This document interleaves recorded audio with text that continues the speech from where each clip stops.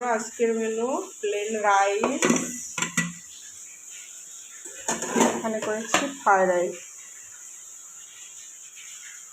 Fried রাইসের কালারটা দেখো কত সুন্দর এসছে।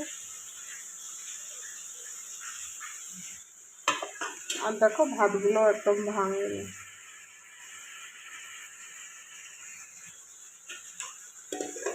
ফ্রাইড রাইস, এখানে করেছি মাছের ডিমের বড়া ভাজা, এখানে করেছি ডাল, মানে ছোলার ডাল ফ্রাইড রাইসের সাথে খাওয়ার জন্য। এখানে কেটেছি স্যালাড, এখানে দেখো দই, আর এখানে আছে মাছের ঝোল মানে পোস্ত বাটা, আর এখানে হচ্ছে চিকেন। তো আজকের দুপুরের মেনু এটাই। তো